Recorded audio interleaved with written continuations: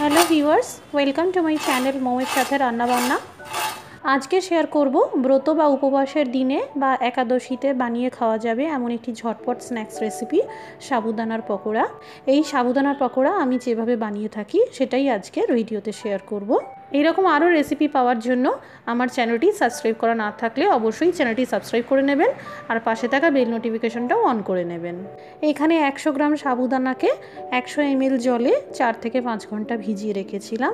যতটা পরিমাণে সাবুদানার ব্যবহার করবেন ঠিক ততটাই সমপরিমাণে জল নিতে হবে।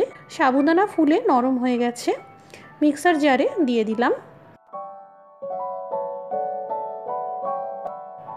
কয়েকটা কাঁচা লঙ্কা দিয়ে দিলাম, কয়েকটা আদার টুকরো দিয়ে দিলাম। এবার একটা পেস্ট তৈরি করে নিতে হবে। সম্ভব হলে জল ছাড়া বেটে নিলে ভালো, এতে পকোড়াগুলো মুচমুচে হবে। এখানে দুটো বড় সাইজের আলুকে সিদ্ধ করে রেখেছিলাম, সম্পূর্ণ ঠান্ডা করে নিয়েছি। দিয়ে দিলাম সামান্য লবণ, সামান্য চিলি ফ্লেক্স, এর পরিবর্তে আপনারা লাল লঙ্কার গুঁড়ো দিতে পারেন।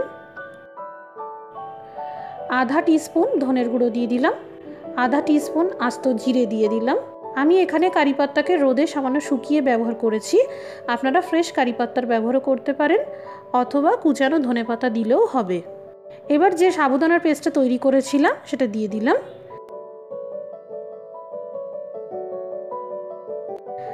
এরই সাথে দিয়ে দিলাম 100 গ্রাম চালের আটা, এর পরিবর্তে আপনারা বেসনের ব্যবহারও করতে পারেন।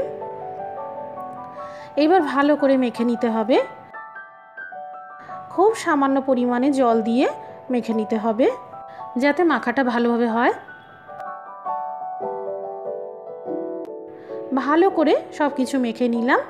এবার দিয়ে দিলাম ধনেপাতা কুচি, ভালো করে আবারও মিশিয়ে নেব।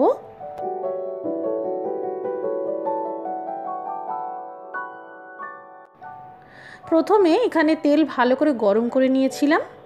আমি এখানে রিফাইন্ড অয়েলের ব্যবহার করেছি। এবার যেমন ইচ্ছে ছোট বা বড় সাইজ করে ভেজে নিতে হবে। পকোড়াগুলো ভাজার সময় গ্যাসের আঁচটা কম থেকে মাঝারি করে রাখলেই ভালো, এতে সাবুদানার পকোড়াগুলো মুচমুচে হবে, পুড়ে যাবে না আর ভিতর পর্যন্ত ভাজা হবে।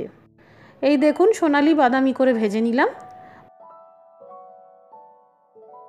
প্রত্যেকটা পকোড়ার সাইজ সমান রাখার জন্য পকোড়ার মিশ্রণ পাইপিং ব্যাগে ভরেও ভাজতে পারেন, আবার একটা চামচ দিয়ে সমান পরিমাণে তুলে নিয়েও ভেজে নিতে পারেন। এই সাবুদানার পকোড়া খুবই ঝটপট তৈরি হয় আর যে কোনো নিরামিষ দিনে, ব্রত বা উপবাসে বা একাদশীর দিনেও খেতে পারবেন। এই দেখুন খুবই মুচমুচে তৈরি হয়েছে, আওয়াজ শুনেই বোঝা যাচ্ছে। আর পকোড়া ভিতর পর্যন্ত ভাজা হয়েছে। এইভাবে বানিয়ে একবার দেখবেন, খেতে ভীষণ টেস্টি হয়। তৈরি হয়ে গেল সাবুদানার পকোড়া। আজকের এই রেসিপিটি ভালো লেগে থাকলে একটা লাইক করে দেবেন আর সেই সাথে শেয়ার করে দেবেন। সবাই ভালো থাকুন, সুস্থ থাকুন। Thank you for watching.